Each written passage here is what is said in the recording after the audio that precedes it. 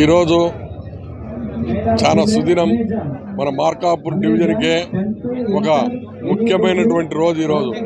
ఎందుకంటే రెక్కాడితే కానీ డొక్కాడని ఈ రైతులు ఉన్న పరిస్థితి, ఇక్కడ వాన పడితే కానీ పంటలు పండలేని పరిస్థితి.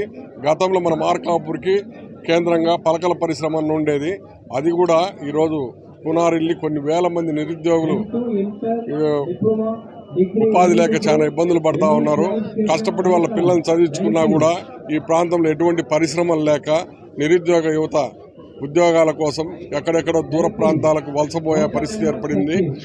ఎక్కడైనా కానీ వాళ్ళ అర్హతకు స్తోమతకు తగ్గ విధంగా వాళ్లకు ఉద్యోగ ఉపాధి అవకాశాలు కల్పించడంలో మన పార్లమెంటు సభ్యులు మాగుంట శ్రీనివాసరెడ్డి గారు, అలాగే రాఘవరెడ్డి గారు కృతనిశ్చయంతో దగ్గర 100 కంపెనీలు మన మార్కాపూర్కి తీసుకొని వచ్చి ఇక్కడున్న నిరుద్యోగ యువత పాలిట వాళ్ళు సదుద్దేశంతో అందరికీ ఉద్యోగ కల్పనే ధ్యేయంగా లక్ష్యంగా ఇక్కడ మన ప్రాంత ప్రజల మీద ప్రేమాభిమానాలతోటి ఉద్యోగ కల్పనకి 100 కంపెనీలు తీసుకురావడం జరిగింది.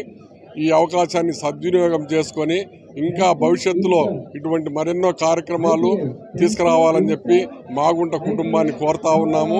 అలాగే మన ప్రాంతంలో కూడా వాళ్ళు ఎంతోమందికి కొన్ని వేల మందికి ఉపాధి కల్పించారు. అలాగే మన ప్రాంతంలో ప్రత్యేక దృష్టి పెట్టి రాబోయే రోజుల్లో వెనుకబడిన ఈ పశ్చిమ ప్రకాశంలో ఖచ్చితంగా మంచి పరిశ్రమలు నెలకొల్పి ఇంకా కొన్ని వేల మందికి ఉపాధి కల్పించాలని మా కుటుంబాన్ని కోరుతా ఉన్నాం.